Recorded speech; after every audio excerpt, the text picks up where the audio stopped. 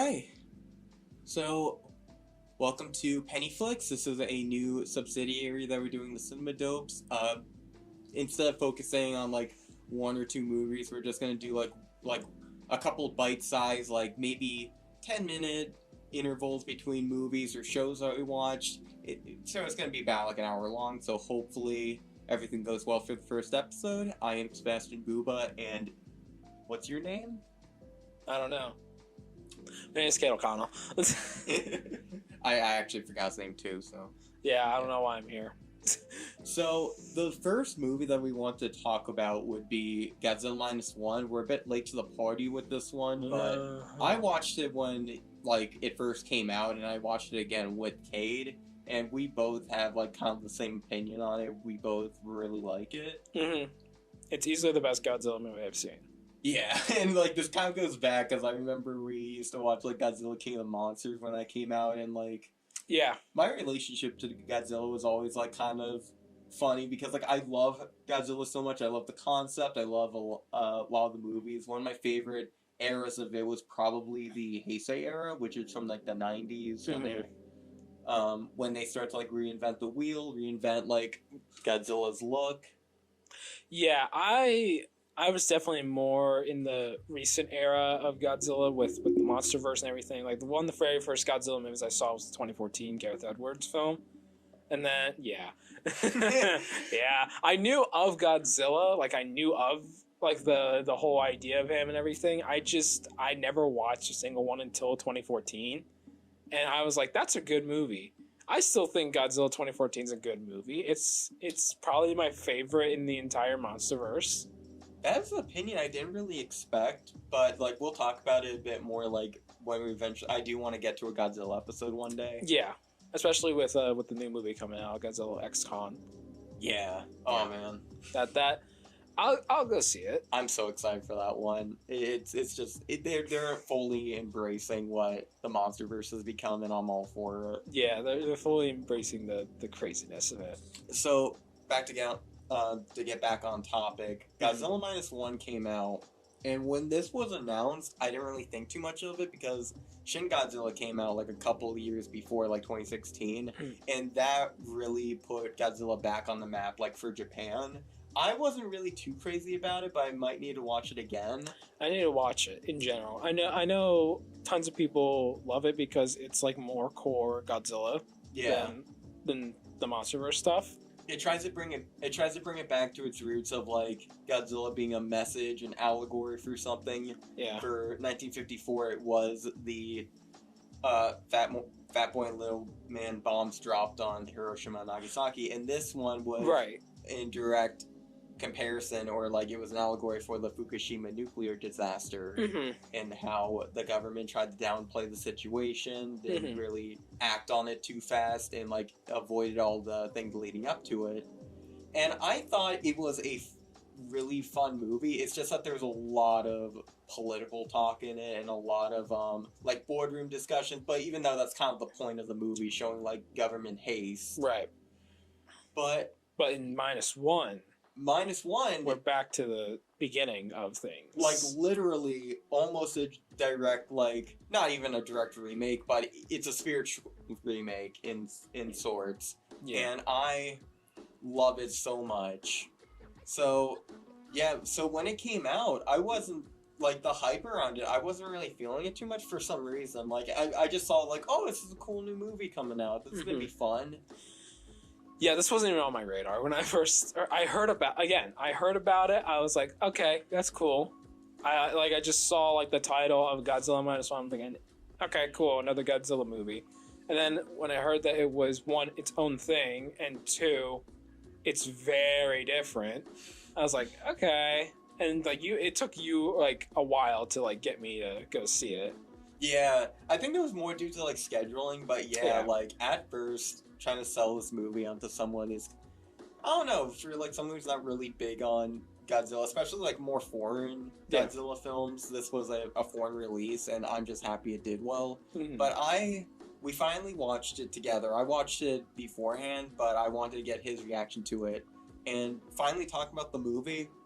It is such a devastating, it's like gut punch. is a gut-wrenching movie, but it delivers in, like, all fronts. Yeah. I think one thing I just appreciate the most is that Godzilla movies beforehand, they would have, like, civilian characters a lot of the time, but a lot of that gets kind of sidetracked for, like, what the government's planning and what they're gonna do to treat Godzilla or, like, fight Godzilla. This is just all the people. Yes. Like, the closest the government gets involved in when you get, like, old government officials trying to take over and, like, try to lead people into what to do. Like, they're, like, off their jurisdiction. They're trying to have the people help with this because the government's not gonna.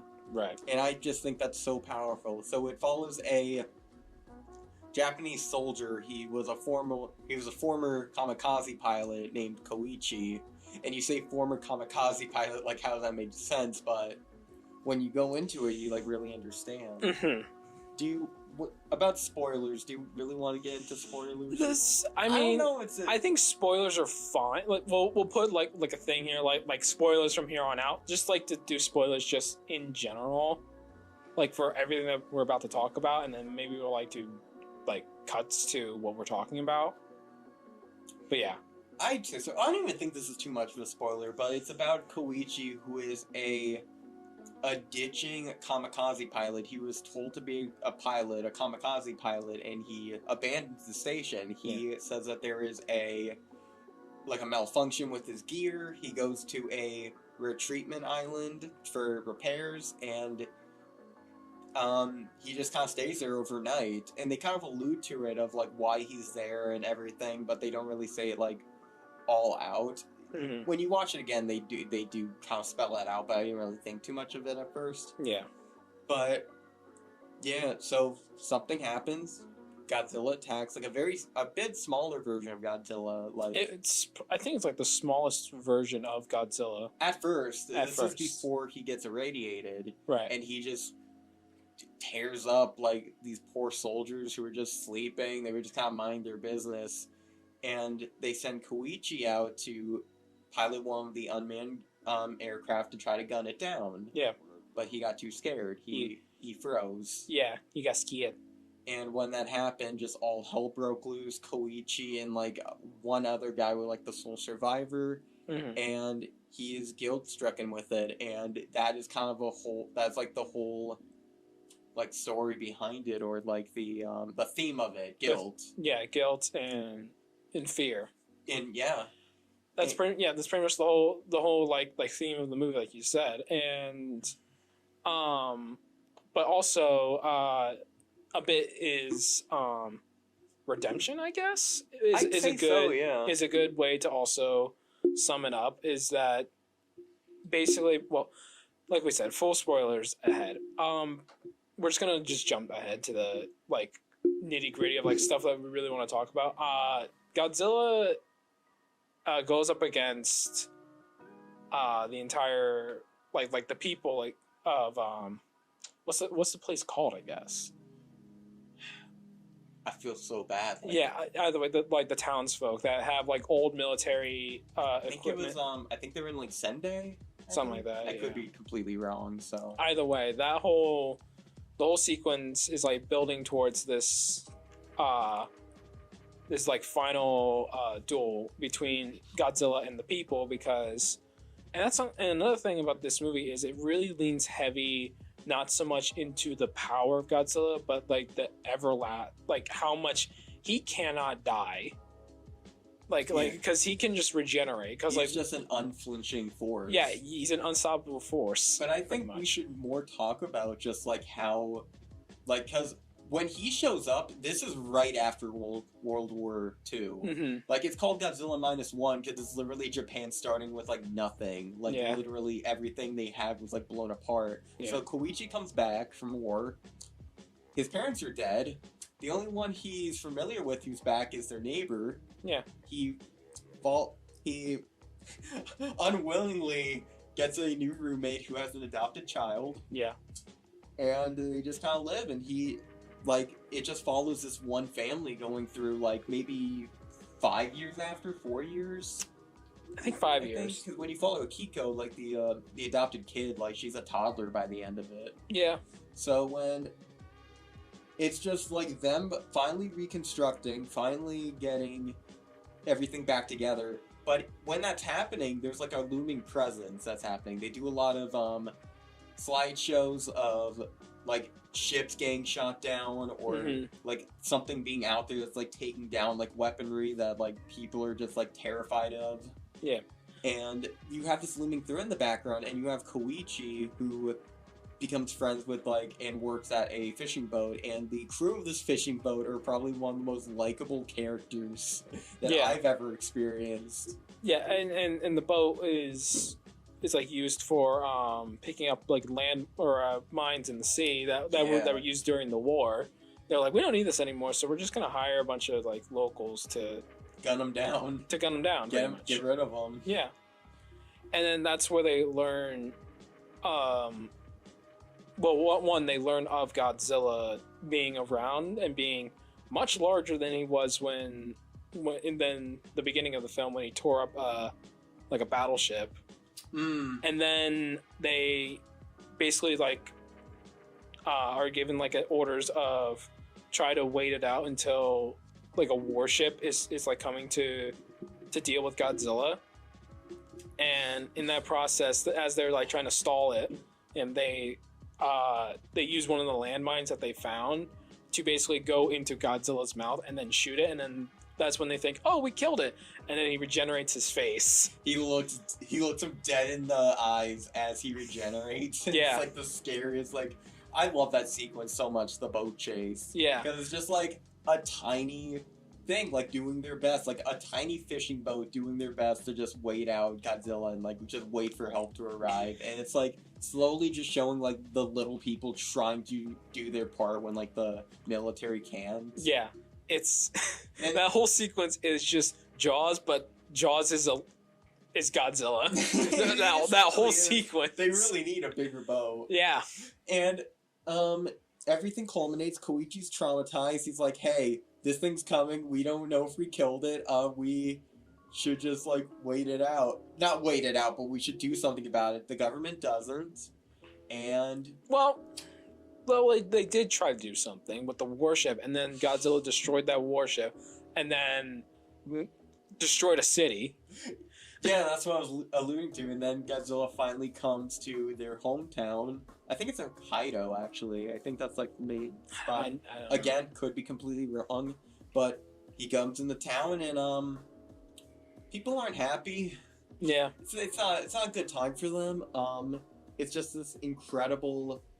Like, it's just this incredible sequence of just classic Godzilla things, like him going from building to building, people commentating on it. There's a scene with like a newscast, like broadcasting what's happening, and they're literally like a building away from Godzilla. Yeah. And he takes it down, and you get a lot of amazing shots of this, like the train sequence. Again, the aforementioned rooftop scene, and that nuclear blast when it happens. The atomic breath. The atomic breath, and not even like the breath itself is beautiful, but the aftermath of it.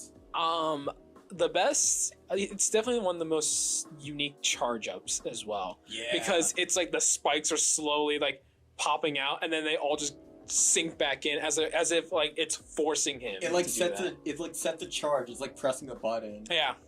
But one thing's cool, it's like an evolution of how the MonsterVerse did Godzilla's dorsals, because with that it was like a sound effect. It was like doo, doo, doo, doo, doo, doo. Yeah, like it builds up to it and then releases. This one, like, it adds a visual aspect to it. Yeah. And it sounds like more guttural, it's more gross. And a cool thing that they added about this was when Godzilla does it, it like damages him pretty bad. It is really him just letting out this like release of like destruction that even hurts him. Yeah. As he does it, like he needs to like stop for a bit as he does it. Yeah, and they actually use that against him as well, because We'll get to that. We'll get to that. So everything happens. Godzilla unleashes his breath. It causes a nuke to happen, like literally in front, and it just the shock wave destroys everyone. Well, except for Koichi, because he gets pushed into an alleyway, and you just see the guttural, just hatred on his face from that performance. Well, we should also mention that the reason why is because his roommate worked in that city, like got a job there, and like they both are. There's never really like an obvious romance. That it's clear they both like each other. Yeah, they both like each other. They both like acknowledge like we can act as the parents of this kid. Yeah, but like he's still like not fully ready to commit to a relationship because of all that trauma of just the war, of losing his parents, the war, and then losing all those soldiers from Godzilla. Noriko's such a great character. Yeah, honestly, she's just like kind of starts out like a not tomboyish, but just like very like dingy. Just like, yeah, I got this kid. She kind of like she just moves in, messes with Koichi, who's like so war torn and so upset, like shell shocked, getting over it. He's just like she's just poking the bear. Yeah, but so it's fun. It's she's a really good character, and like even then, like later on, she's like, I want to carry my weight more. I got a job. I'm gonna do this stuff. Like I want to participate. Like actually help out with the money. Right. Yeah. And so whatever happens with her. Basically, spoilers. She's basically, she was in the shockwave of the explosion, and she's the one who pushes Koichi out of the way. Yeah. So he feels even more guilty. Yeah. So all that guilt times 10 because he's like, why? Why do I keep living through this? Yeah. And like you get this beautiful shot of like the after like. Kind of like acid rain that falls down on him, like the nuclear ash. Well, like that. I didn't interpret it as that. I interpreted it as all the blood of all the people that were just. You could see it both ways, honestly. Both of them are like equally disturbing. Yeah, I interpret it as just like basically blood raining down. Yeah. Of all the people that Godzilla just killed. Yeah. So. Something needs to be done. They come up with an idea. One of his friends on the ship, who is a scientist, I feel so bad for. I actually have the cast pulled up, so let me just quickly. He's such a great character. I feel bad for forgetting his name. Yeah. But yeah, either way, he was a former scientist that was in the military, I believe, and then they come up. Yeah. I'm so sorry. His name is Professor Noda. Professor Noda? I believe so. Yeah. Okay. This was also a very creative way of them wanting to kill Godzilla. Because I always remember, like, some ideas of, like, trying to kill Godzilla was, let's just bomb him. With, like, or let's use... I remember there's, like, in one of the old Godzilla movies, they used something to, like, take the wind out of his lungs.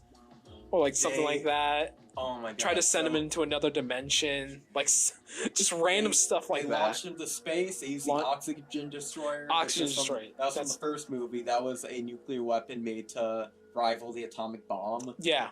But they used it on Godzilla. They used the Oxygen Destroyer. They sent to space. They tried to suck him into a black hole. Yeah. They drilled him from the inside out. Yeah. A lot of things were done to try to kill Godzilla. He melted down. Yeah. So, but this was like completely unique. So, essentially, to break it down, they sink him down to like the absolute bottom. They attach weights to him to sink him down, and then they rise him back up to let the water pressure kill him. And just like because for humans like divers, when they rapidly change pressures for water, they get the bends. Yeah, which is like water, like air entering your veins, or I think like nitrogen or another gas. It was, yeah. But pretty much they do that to him like tenfold. Yeah. And like forcing him to sink down. It's such a great like sequence of just how creative they're getting, and it's like the people doing this. And before even then, Koichi has to go back to the pilot, the engineer that he met at the beginning of the island, like at the beginning of the movie. Because he was the only pilot that they know of, that Koichi at least knew, who would have a chance at putting together the plane that they had, the only plane that they had to use.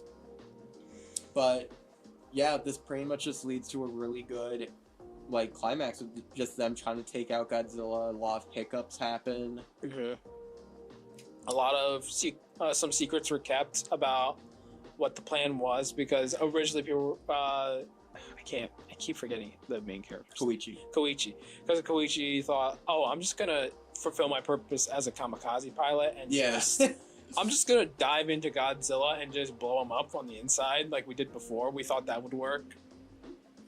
But instead, it's like, we're all led to believe that that's the thing, because the guy's also kind of pushing and be like, you were dishonorable of your position as a kamikaze pilot. You ran away. Like the engineer. He hates him so much. He hates him. He hates him so much. Because he believes he's the one that brought Godzilla there and is the reason why his men are killed. So he blames him about it instead of Godzilla, which, yeah. I mean, understandable. Understandable. Like, he was there for it. He gets to be upset. Yeah. But yeah, we're given this whole sequence of them preparing, which I just want to talk about. One, the visuals, like the visual effects of Godzilla, amazing. Only a $15 million budget. Right. And that's wild to me. I'm so happy they got nominated, honestly, for an Oscar. This is the first Godzilla movie to be nominated. Yeah. So the visual effects look amazing in that movie. And also, and I know they reused the Godzilla theme like twice in that movie. They brought back a couple of other themes too. Right. The main theme that they brought, that they played during the credits, is so good. The one that goes like... Yeah.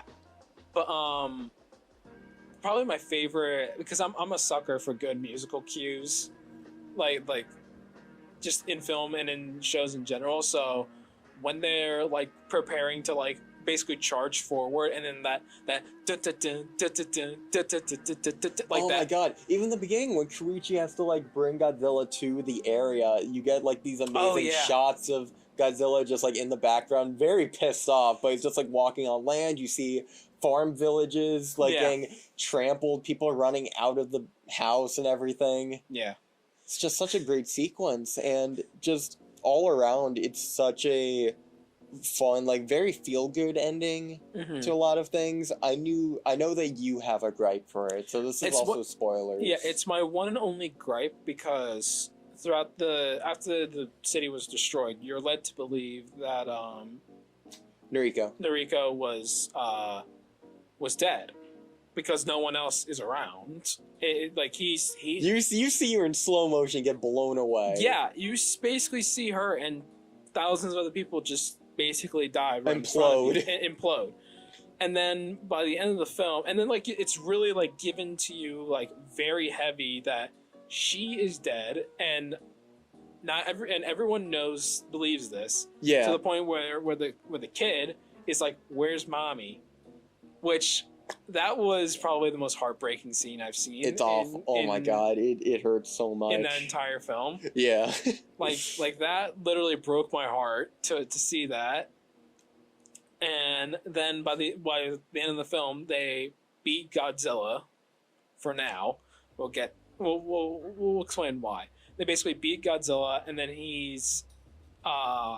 then the main character's like told to go to this hospital. And then he finds Noriko there. So Godzilla didn't kill her. Yeah.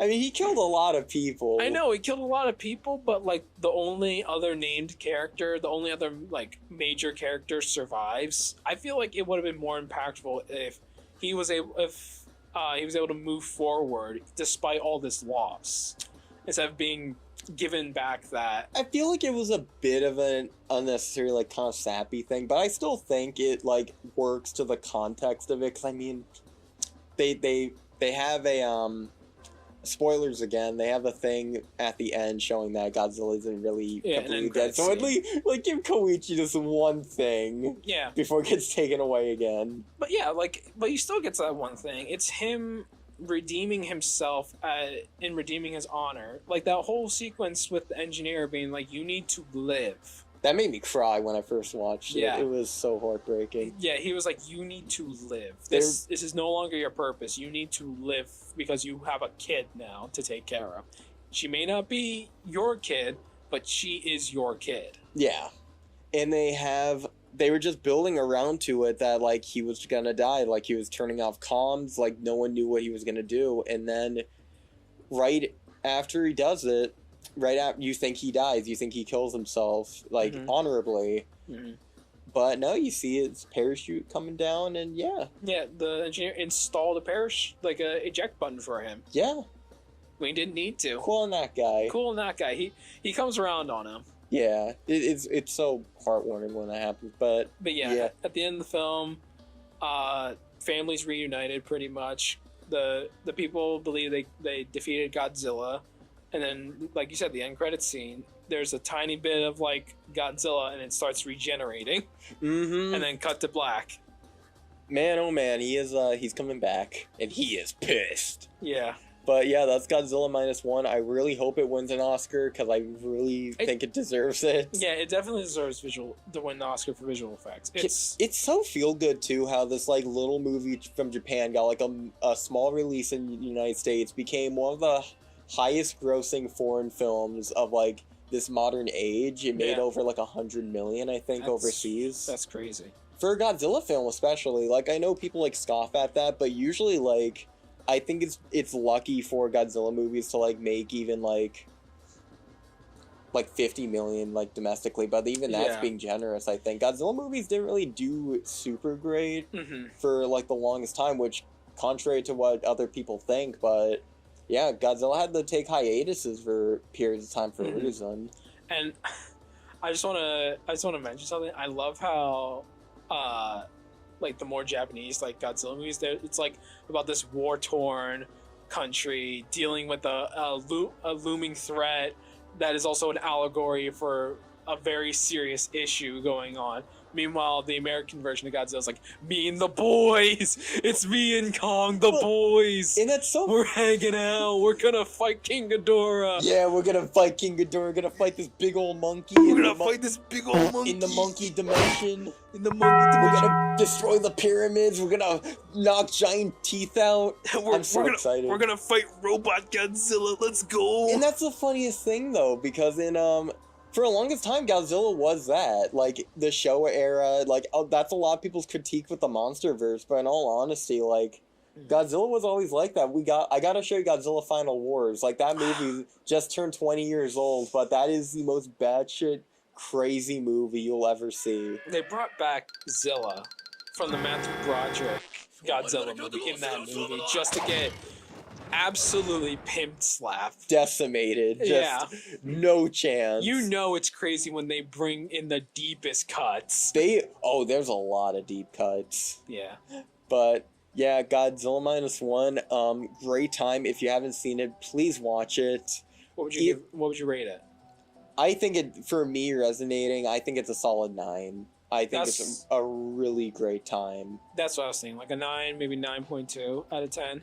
I feel like the pacing's really good. A lot of people had issues with like the kind of like the midpoint after the city destruction, but I thought it went like by very like snappy. Yeah, it's mostly when they're just talking about how they're going to take him out, but I think it's just so creative of how they do it, and it's just feel good with like everyone really contributing to this, like really wanting to make the best of this. It's a near perfect movie for me. Near perfect. Bro, I'm just saying, when all those fishing boats came, that was on tier with Avengers, man. Avengers Endgame.